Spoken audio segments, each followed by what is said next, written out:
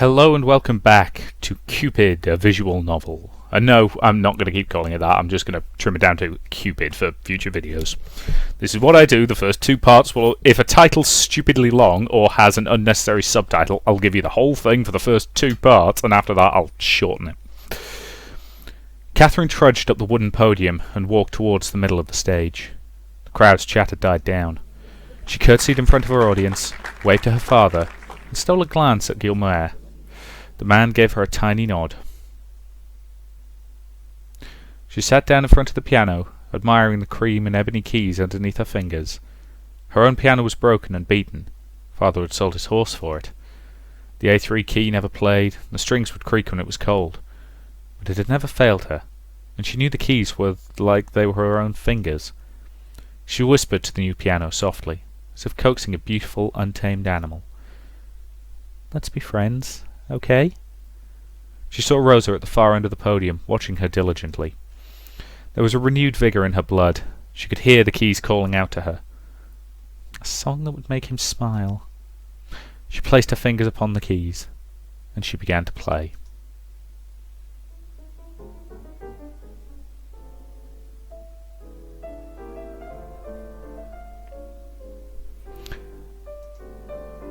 At the ring of the first few notes, it became apparent to the audience that this girl was something special.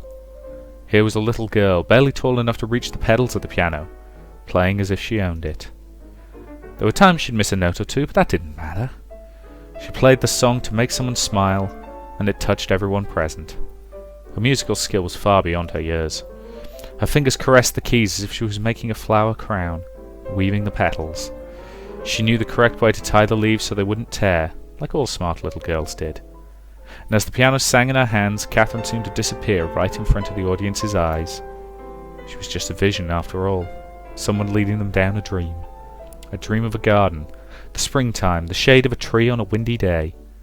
The couples in the audience tightened their grip on the hands of their partners. Some closed their eyes and let the music saturate their souls.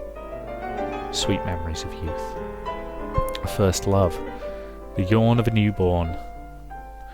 Rosa's eyes shone as she stared at Catherine. Her heart was captured by this image of her. A young girl swaying her head to the music, smiling as the notes poured out of her. She couldn't take her eye away from Catherine's glowing face. Was this happiness? Was this love? She looked like she was in love. And she was, wasn't she? In her innocence, she was still in love with life. In love with her family, her pets, in love with each and every new discovery. She was full of hope. And it was a bittersweet feeling for Rosa. A happy teardrop rolled down her cheek. She wanted to warm herself in that hope, if she could. In the audience, Guilmer and Catherine's father sat beside each other. "Superior, your daughter is amazing." "She is, isn't she?" Pardon my arrogance, my liege. I am a very proud father, you see." "No pardon necessary, sir." "Has she found a sponsor yet?" "The Duke of Versailles once spoke to me about it, but we have not..."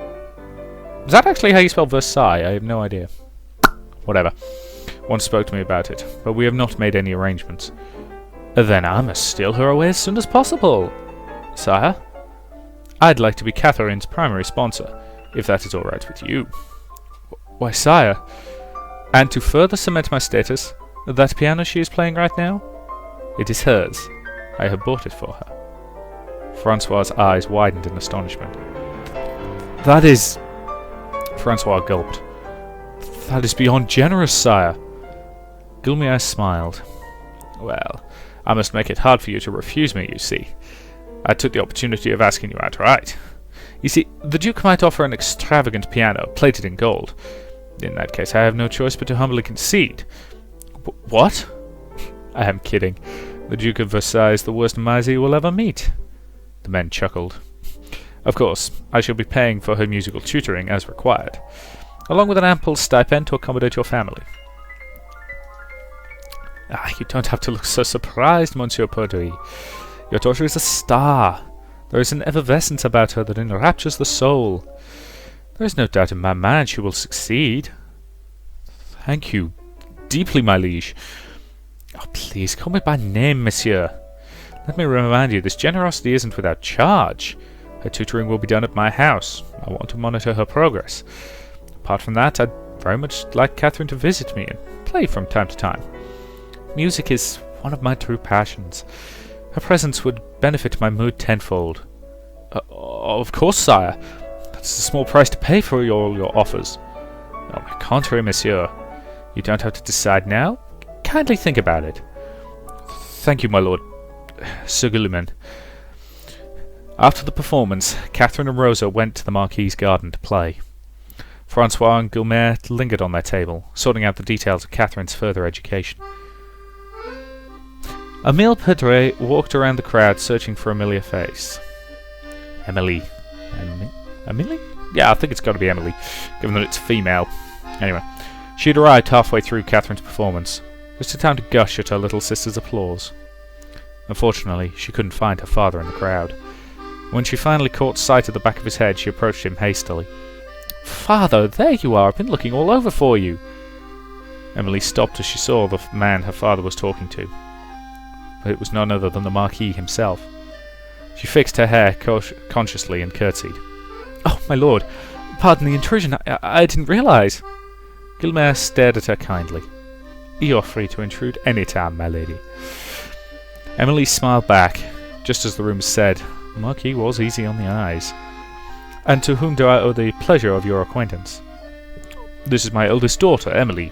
Pardon me for not introducing her sooner. A charmed." Guillaume offered her a seat, and Emily sat down across from the man.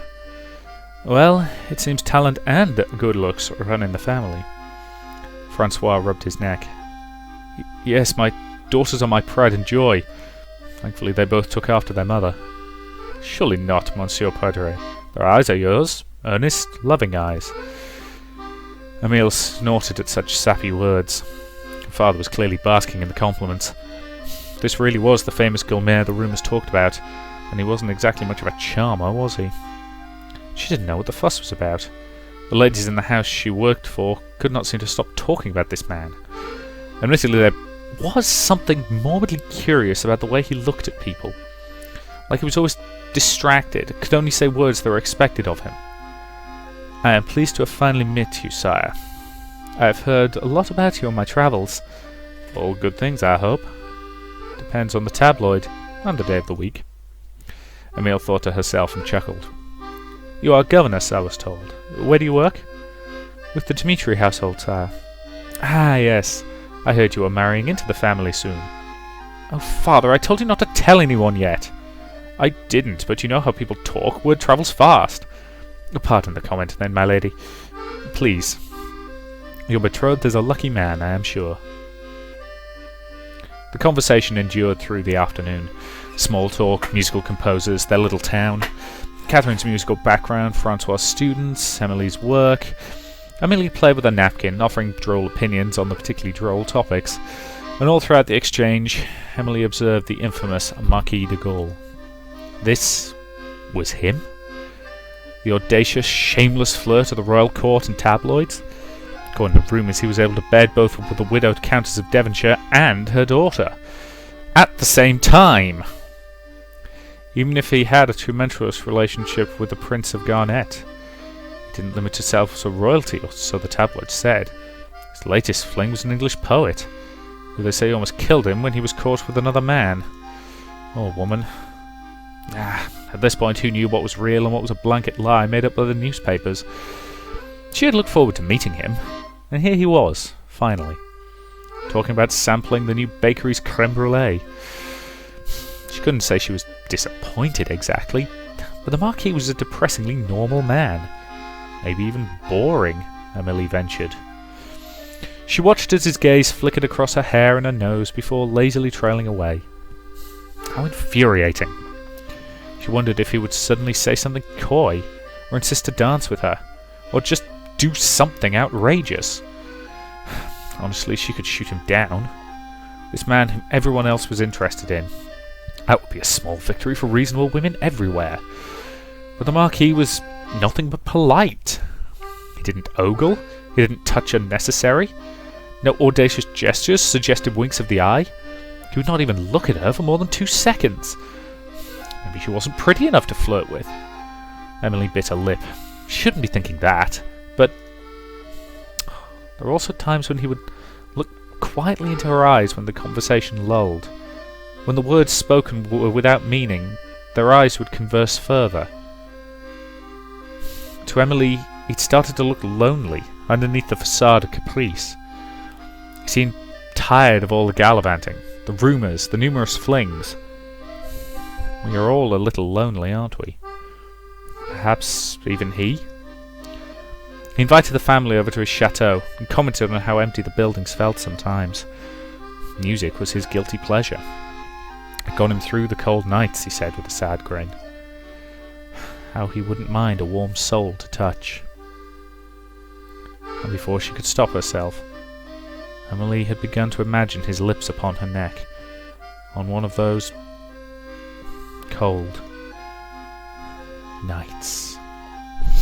Emily shook her head, trying to erase the thoughts from her mind. They were having a perfectly mundane conversation. She didn't know where those thoughts had come from. Fortunately, her father didn't seem to notice. Music and loneliness always struck a nerve with Francois Paride. He had immersed himself in his music tutoring, his students, and Catherine, ever since his wife had gotten sick. It had been 6 years. But sometimes the nights were cold. For Francois, the Marquis was speaking to his soul. He was a kindred spirit. He wasn't some pompous showboat like all the other royalty Catherine had played for. The Marquis even had a wine collection he wanted to show Francois. Such a down-to-earth, generous young man. Emily, your face is flushed. Are you all right? I'm fine. Just the sun, probably. This was not true, of course. The afternoon sun had already lost most of its heat. But thankfully Catherine had provided a distraction. She ran towards the little huddle and flung her arms around her father's torso, chattering happily about gardens and butterflies. And a young, ragged girl followed behind her. Emily wasn't sure how old the girl was, and her dirty blonde hair hid the left side of her face. You could just see the faint traces of scars peeking through. A surge of motherly affection caught hold of her heart. "Hello there, young lady." The girl looked down at her toes, but gave a shy smile. "I see you've made a crown of flowers. You look very pretty." "Thank you, madame. Catherine gave it to me." "Sister, this is Rosa. She's really nice. She knows the name of all the flowers in Sir Gilly's garden." "Oh, Catherine, there you go again with your silly names. Sister, help me convince Papa to let Rosa stay with us." "Catherine." "Papa, please let her stay with us. She doesn't have anywhere to go." "Now, Catherine, that's not very nice. Rosa here is a girl. She's not a kitten you can just pluck up from the street and take home like you always do with stray animals. Goodness knows we have all the stray cats of France living in our house. I know she's not a kitten, I know she's a girl. But shouldn't we take her home even more so?" Francois sighed, and Guillaume chuckled under his breath. He was clearly enjoying this exchange. "Your daughter has some very unique views, Sir Perdri." "Well, Sir Gilly, what do you think?" "Huh?" Guillaume's face lost his casual bystander look. "You're a Marquis. I'm sure my father would follow your orders, right? Shouldn't we take Rosa home?" Guillaume's brows furrowed up and put on the spot so suddenly, and he stole a glance at Francois, who was silently pleading with his eyes not to humour the child. He cleared his throat. "Well, I'm sure it is up to your father, since he owns the house. He will have to clothe and feed Rosa, you see." "Yes, but I've got all that figured out. Ever since Sister moved to work, nobody minds the house anymore. And I have to wash the dishes every time. Ugh. Papa's so busy. We always have enough food for the two of us. If Rosa stays, I wouldn't be so lonely on my own. She could wear Sister's old clothes, mind the house when Sister and Father are away. Wash the dishes sometimes, I'll wash them sometimes." Guillaume and Francois shared a look. "And besides, if it were up to me, I'd have people take one girl home to their house to give her food. Girls don't even eat that much. Not sure about boys." She thought for a bit. "But I'm sure it's not too much that people can't take them home too. One time I ate a whole plate of potatoes and my stomach hurt. If Rosa were there, I wouldn't have eaten so much." "Maybe." Guillaume couldn't help but laugh, and Francois rubbed his neck in embarrassment. "I'm sorry, sire, she's very headstrong. Father, I'm sure taking Rosa in wouldn't be much trouble for us financially, yes? My new work pays better, I'm sure we can adjust. Well, about that. Perhaps if Rosa works in my household, it wouldn't be much of a burden to your family, Sir Pedri. Sir Gilly is great! You truly are a kind soul, sire. Not at all. I'm sure I need help more than she needs mine. Isn't that right, Rosa? In that case, I would love to offer you my home, Rosa. In that case, I would love to offer my home to Rosa. Although I'm still worried this is supposed to be more complicated, sire. What about her family, or her friends?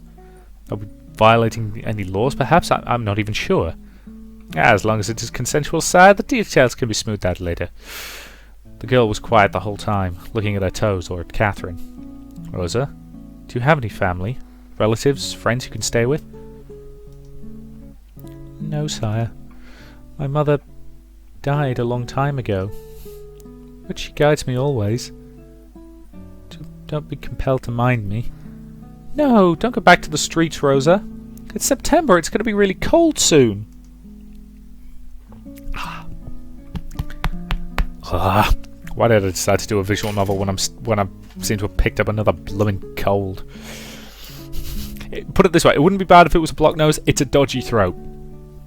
Ugh. Sir Gilly will even give you work. Stay with us. But Catherine... Francois sighed in surrender. All right, she can stay for the night. Papa! Just for tonight, and then we'll see if she wants to stay for longer. Catherine, you cannot hold people in their place just because you want them there. Do you understand? If Rosa wants to leave, she may leave. You cannot keep her like an object. Guillaume cleared his throat. That is sound advice, Sir Pedri. Yes, Papa, I understand. Rosa, please make yourself comfortable in our home. Thank you. Papa is the best. Catherine turned to Guillaume again. Sir Gilly, don't you think if everyone in the house takes one person home, nobody would freeze in winter? You should make it into a law. They'll obey you, you're a marquis. And you're tall. Oh, so people obey my orders because I am tall. What a compliment. Speaking as a guy who's 6'5", nobody listens to me. Being tall has no effect on your leadership abilities. Well, you're taller than my papa at least. He'll never be a marquis. Francois pulled his daughter's ear with embarrassment. Catherine, mind your manners. I'm so sorry, sire. Guillaume shook his head, his eyes trailing over the Padre family. And Emile watched him curiously. That same sadness once again surfaced for the briefest of moments.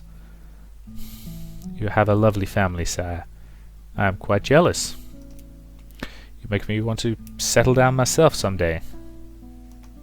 He chuckled. Maybe. Emily's heart skipped a beat. Did he just look at her when he said that? She couldn't be sure. Catherine is perfect the way she is. It is one of the reasons why I am very invested in her. Guillaume knelt down so that he was eye to eye with Catherine, and he patted her head. You are a very intelligent and kind-hearted girl, Catherine. You are a star, mon étoile. Someday I know that you will change the world. At least I'd like to see you try. Mother, help me.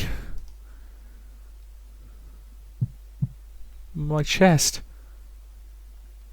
I can't breathe. No, no. Catherine. Chapter 2. La Pourquoi. I'm almost certain I pronounced that wrong. I suck at French, in case you hadn't realised. It's funny, is it not? They always leave you. Such is the way of the world. The more you love, the more you lose. Oh, it seems like they'll stay forever, but they never do. I am the only one who stays, my lovely Rose. My love is the only love you need. You were always so weak. Always so loving to people who did not deserve it. I told you to get rid of her, didn't I? I told you to be wary. I knew it from the start, my Rose. She led you astray. Catherine was a curse. She drove you to a love I warned you about. I knew she would cause you pain. Oh, that's bloody charming. So we now decide whether a child lives or dies. Yep. Not murdering a child. I am glad you are back to me. I was so worried about you, darling. She almost led you astray. Away from me. Trust in Mother, darling. I am just glad to have you back to myself. Okay, so the question I have at this point is she just a little, schizophrenic? Or, schizophrenic the right one? Possibly. And is she imagining her dead mother talking to her, or are we playing something that has supernatural elements and her dead mother is actually talking to her and is just a psychotic bitch? Both of these are possible at the moment. Your silence bothers me, child. She was important to me, Mother. I loved her. Mother only laughed as Rosa screamed out her pain. Rosa felt strong arms shake her awake. Rosa? She opened her eyes and was hit by a strange sadness that crushed her, and she was dazed for a moment. Why was she so sad? And then she remembered. Her best friend was gone. She was gone. Rosa, how are you feeling? Guillemot sat by her bed, a hand in hers. Rosa didn't realize she'd been holding onto it tightly in her fitful sleep. She broke his grasp and clutched her knees. Rosa. She remained silent. I came to check on you. You went into shock, lost consciousness. I can only imagine how hard it must have been for you to see her like that.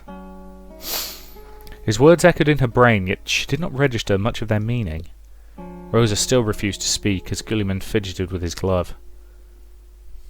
The wake will take place as soon as possible, Rosa. I just wanted to let you know that she is being taken care of. He's hiding something. There was a slight triumph in Mother's voice. He wants to get rid of her body as soon as possible. Don't you see it, child? Tell me you're not falling for this. Rosa was tired. It was unsurprising to hear Mother say such things. She hated anyone who came close to Rosa's heart. How far forward in time have we skipped? And incidentally, time skips. Not a fan of them as a narrative device. Rosa didn't want to hear it. She didn't want to deal with anything right now. All she wanted was to wallow in her loneliness, to curl up inside the hole that Catherine had left behind and sleep. My child, tell me you see it. Look at her. Look at how unperturbed he is by Catherine's death. There is an absence of feeling in him, don't you see? It goes beyond the usual apathy of loneliness. Did he even really love Catherine? How well do you even know him, child? I've known him for as long as I knew Catherine, Mother. He's a close friend. I didn't ask for how long you've known him, but for how well. Beyond the mask that he displays in public view, do you even know his past? Do you even know any of his ambitions or secrets? He was always a private man, Mother. Think back, child. Isn't it curious how all his past relationships have ended in disaster? Everything he touches crumbles. That's not enough to accuse him of anything. You idiot. He is different. He does not belong. You have felt it too, haven't you? Rosa looked at Guillemot with eyes now. A hint of doubt slithered out from beneath her sadness. Rosa wanted something to blame, a cask for all her regrets. And Guillemot seemed like the perfect candidate, didn't he? Yes, you're finally seeing it. Open your eyes, child. It made sense. Guillemot and Catherine's relationship began to pewter off into coldness right before she died. Her mental instability only served to compound the fracture in their relationship. Perhaps Guillemot was tired of her, had her killed off for convenience. Perhaps Catherine, in a psychotic state, killed herself to spite him. Rosa stared at the man beside her. He is not to be trusted, child. He is a demon! Guillemere returned Rosa's angry stare with a resolute look. I know you must hate me, Rosa. I am aware that I only aggravated Catherine's condition with my presence. I know the feeling when I am not wanted. He stood up, a hard yet kind look on his face. Just remember that I will always be here for you, as much as I was there for Catherine, even though she spat me out. Rosa bit her lip. When Catherine had refused to eat, it had been Guillemere who fed her and attended to her. Despite Catherine hurling abuse at him, he had tried to care for the sick woman himself. Lies! All lies! Keeping up appearances! Then what is it that he has done, Mother? Catherine committed suicide. It was not by his hand that she died. Are you just going to leave it at that? Look at his face. Tell me you trust him wholeheartedly. Rosa tried to search for the answer in Guillemere's eyes, but as always his face betrayed only a few emotions. I don't know. Mother was screaming now. He killed her! I'm sure he did, and you're letting him get away with it! Please, my head hurts. And you say you loved her? You never loved her, you selfish child. I've always known you were this selfish, just like your father. Stop! You throw people away. Didn't you throw me away when I inconvenienced you? Admit it. You were secretly relieved I died. No, no, stop it! She screamed back at that last voice. Her mouth quivered, and Guillemere stared at Rosa in shock. That outburst had accidentally come out loud. It pulled a plug that kept the tears from pouring out, and now her vision clouded as she blinked them away again and again. She was not sobbing. She didn't even realize her face was wet. Guillemere and Rosa stared at each other, both kindred in their sorrow. He knelt down by Rosa's bed and wiped her tears with his hand. He didn't say anything while doing this, and Rosa stared blankly ahead. It almost stunned her how many tears a person's eyes could carry. I loved her too, Rosa. He said it, after a while. I know what you're feeling. She didn't know if it was her own, or if it was Mother's anger somehow influencing her, but her chest heaved. She balled up her fists so tightly that her fingernails hurt. Shut up! She spat, and the man recoiled with uncharacteristic bitterness in her words. Catherine was afraid of you in her last days. You did something to her. I know it. She could feel Mother inside her head, building up her anger. He has to be punished. You're to blame. He has to atone. I know you're guilty. He must be punished. Guillemere stared at her, dumbfounded for a few seconds. But the man didn't try to appease her. He only stepped closer to Rosa and wrapped his arms around the hysterical girl. Let go of me. I hate you. Let me go. But Guillemere didn't. If you need something to hate, then I'll accept your hate. But you must accept my comfort too. I need you too right now, Rosa. You're the only one who loved her as much as I did. Guillemere's words brought back Catherine in Rosa's mind. And almost at once, the anger was replaced with a sadness so heavy that she couldn't breathe. Why was she so angry again? She was focusing on anger instead of pain. It was easier. The real tears came, all for the loss of the girl they both loved. Tomorrow was not going to come. There was only right now, the loss and the two friends mourning a loved one. Rosa cried until she thought she wouldn't be able to stop, and Guillemere quietly held her. Slowly, her weeping began to subside into sobs, and only then did he speak again. Stay in the chateau, Rosa. I know you are thinking of leaving now that Catherine is gone, but I cannot let you wander the streets again. I will take care of you. It's what Catherine would have wanted. And like a spell being broken, those words brought back her anger. Right, I think that's a good point to end this part. How much time has passed here? Every time we skip to a new chapter, we seem to skip a whole bunch of time, and it's kind of annoying. Anyway, we'll see what the hell is actually going on in the next part. So thank you very much for watching, and I'll see you in the next part.